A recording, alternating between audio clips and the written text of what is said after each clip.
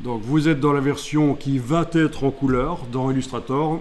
Et bien je vous laisse le faire, mais éventuellement vous pourriez choisir des couleurs vives et ne pas vous limiter à la gamme imprimable.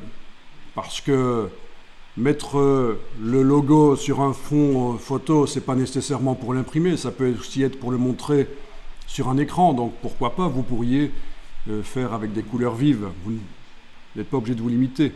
Alors, je vais quand même vous donner une astuce ici. Dans le nuancier, menu fenêtre nuancier, vous vous souvenez, je vous ai dit, c'est ce qu'il faut utiliser quand on met des couleurs dans Illustrator. Il ne faut pas aller double-cliquer, sélectionner l'objet et aller double-cliquer là-dessus. Ça, c'est la manière Photoshop. Ça pose des problèmes. Vous n'aurez pas de couleur globale. Et les couleurs globales, c'est intéressant quand on veut modifier toute une illustration. Il y a le lien entre la couleur du nuancier et les objets qui utilisent cette couleur, vous vous souvenez. Donc n'utilisez pas, ne double-cliquez pas là-dessus, c'est déconseillé dans Illustrator.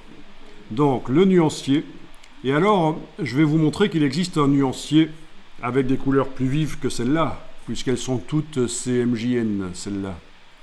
Vous allez dans le bas à gauche du nuancier, et dans le bas à gauche vous avez un menu et vous avez un sous-menu qui s'appelle nuancier par défaut, et dans nuancier par défaut vous avez RVB de base. Allez-y. Et donc vous avez un nuancier qui contient des couleurs plus vives. Bien sûr, on a vu comment faire ses propres couleurs, même des couleurs RVB, mais là c'est déjà toute une gamme qui existe. Je vous rappelle, c'est donc dans le nuancier ici, en bas à gauche, vous allez dans le menu jusque nuancier par défaut et vous choisissez RVB de base.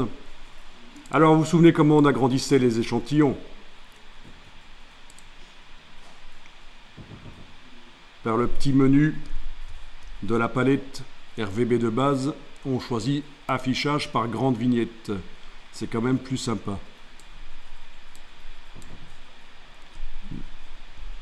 Voilà, je vous laisse mettre les couleurs.